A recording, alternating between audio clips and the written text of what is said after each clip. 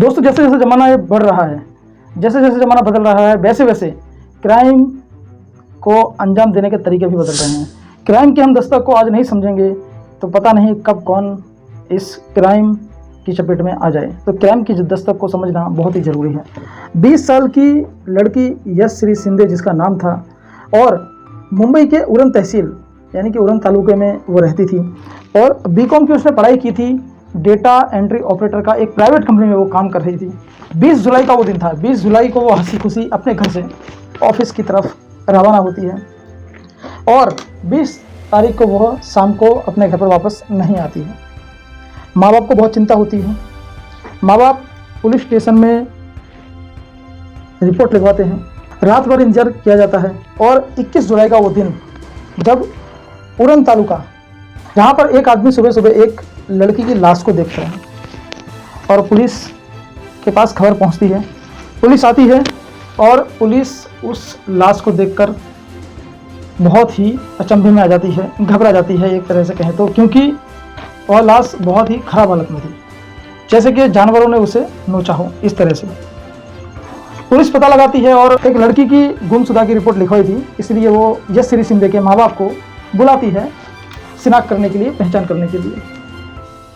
लड़की के जो शरीर पे थोड़े बहुत चिपटे हुए कपड़े थे, उन कपड़ों से और यशश्री शिंदे को देखकर यकीनन उसकी माँ बाप उसे पहचान लेते हैं, और उनके होश-ओ-हवास का ठिकाना नहीं रहता, क्योंकि यशश्री शिंदे की जो हालत थी वो बहुत ही खराब थी। शरीर का कोई भी भाग ऐसा नहीं था जहां पर चाकुओं से वार ना किया गया हो। यहाँ तक कि कातिल इतने गुस्से में था कि यशश्री शिंदे का प्राइवेट पार्ट भी वो चाकू से काट देता है। कहानी एक बड़ा मोड़ लेती है। अब मीडिया वाले भी आ जाते हैं।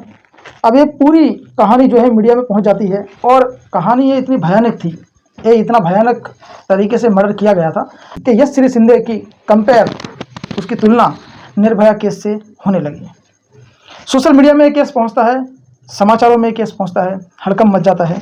मुंबई जैसे शहर में, जहां पर आए दिन कुछ ना कुछ तो होता रहता है, लेकिन महिलाओं के लिए वहां पर इतनी सख्ती बरती जाती है पुलिस के द्वारा, वहां पर खुलेआम एक मर्डर हो जाता है, और वो भी इतनी हैवानियत से। माँ बाप से पुलिस पूछताछ करती है, कहती है कि कभी कोई झगड़ा रहा हो किसी से। तब माँ बाप बताते हैं कि हमारा कभी किसी से झगड़ा नहीं रहा, हमारी लड़की बहुत ही होनहार थी, पढ़ने में भी थी, और शांतिप्रिय तरीके से वो अपना जॉब कर रही थी, सबसे अच्छे रिलेशन थे। फिर काफ़ी बातचीत करने के बाद उसकी मम्मी कहती हैं कि 6 साल पहले एक दाऊद शेख नाम का लड़का था, वो यशश्री शिंदे से बात करता था, हमारी लड़की से बात करता था।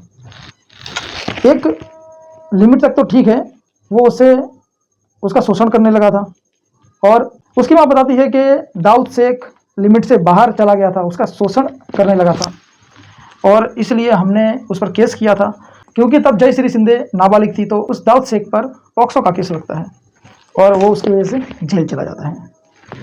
इस केस में दाऊद शेख का नाम आने पर पुलिस को लगता है कि शायद अब ये केस सॉल्व हो जाएगा, शायद मर्डरर दाऊद शेख हो सकता है। पुलिस ने पता लगाया जब दाऊद शेख के बारे में, तो एक अचंभे वाली बात सामने आई कि दाऊद शेख 1.5 साल पहले ही जेल से छूट गया है। जब 1.5 साल पहले ही जेल से छूट गया है तो यकीनन मर्डरर यही हो सकता है। पुलिस जांच पड़ताल करती है, उस यशश्री शिंदे की सहेलियों से बात करती है कंपनी में आकर। सारी सहेलियों से कुछ ना कुछ जानकारी हासिल हो रही थी। उसमें से एक जो सहेली थी, जो यशश्री शिंदे की बहुत करीबी थी, वो बताती है कि 20 जुलाई के दिन, मर्डर के दिन, यशश्री शिंदे ने कहा था मुझसे कि मुझे एक लड़के से मिलने जाना है, मुझे डर लग रहा है लेकिन मिलना भी ज़रूरी है। और पुलिस ने जो एरिया बताया था जहाँ पर उसका कत्ल हुआ था, उरण इलाके में, उसकी सहेली ने बताया कि यशश्री ने यही इलाका बताया था, लेकिन कौन सी जगह एग्जैक्ट थी ये ऐसा कुछ नहीं बताया था। वो इतना बोल के फिर चली गई थी। पुलिस ने जांच पड़ताल की, जेल से छूटकर वो उरण इलाके को उसने छोड़ दिया था। उसने कहा था कि मैं इस इलाके को ही छोड़ दूंगा हमेशा के लिए, और उसे छोड़कर वो बेंगलुरु चला गया। पुलिस पूरे घटनाक्रम को बहुत ही बारीकी से देखती है, और जो घटनास्थल पर मर्डर हुआ था उसके आसपास सीसीटीवी कैमरे को खंगालना शुरू करती है। सीसीटीवी फुटेज में सामने आता है कि यशश्री शिंदे जिस सड़क से जा रही है, एग्जैक्ट 5 मिनट बाद एक लड़का वहाँ से गुजरता है उसके पीछे। सीसीटीवी फुटेज में जो आने जाने वाले लोग थे किसी पर शक नहीं होता है, लेकिन वो लड़का जिस तरह से जाता है उस पर शक होता है। पुलिस इस सीसीटीवी फुटेज को यश श्री शिंदे के माँ बाप को दिखाती है, घर में दिखाती है। उसके माँ बाप जब उस लड़के को देखते हैं तो कहते हैं यही तो है दाऊद शेख। तुरंत ही पहचान उसकी हो जाती है। अब पुलिस का शक एकदम गहरा हो गया था, मजबूत पक्का हो गया था कि मर्डर में इसका फुल एंड फाइनल 100% हाथ है। पुलिस की एक टीम बेंगलुरु के लिए रवाना हो जाती है। अब कत्ल के 3 अलग अलग कत्ल के कई सारे रीजन निकल रहे थे।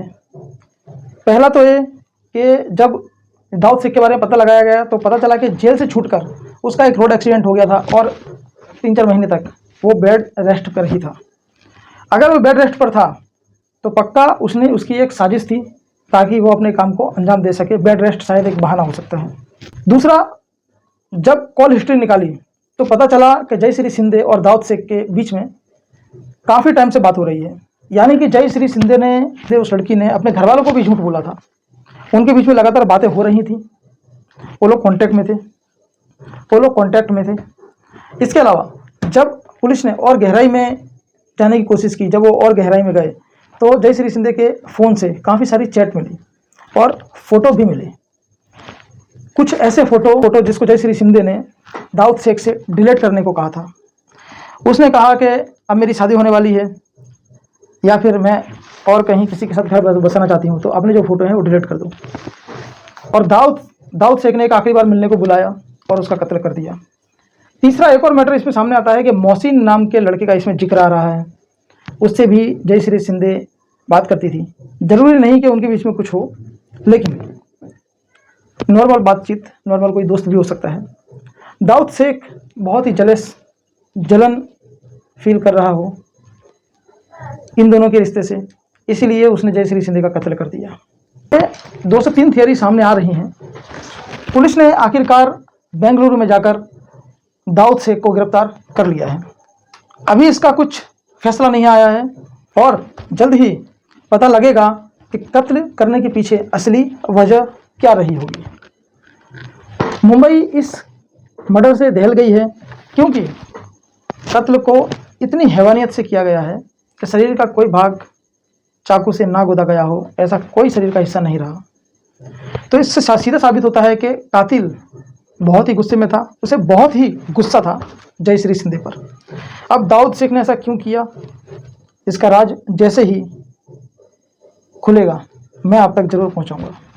तब तक बने रहिए हमारे साथ और अपनी फैमिली का ख्याल रखिए और ध्यान रखिए अपने बच्चों पर कि हमारे बच्चे किससे मिल रहे हैं। अपने बच्चों से इतना प्रेम रखिए, इतना लगाव जरूर रखिए कि बुरी से बुरी बात वो आपसे शेयर कर सकें, क्योंकि उनके बारे में आपको जानकारी रहेगी तो शायद इस तरह से हादसे ना के बराबर होंगे। ये सब हादसे तभी होते हैं जब माँ बाप को बच्चों के बारे में कुछ भी नहीं पता होता। तो उम्मीद है आप इस बात का ख्याल रखेंगे। मिलेंगे नेक्स्ट वीडियो में। जय हिंद, जय भारत।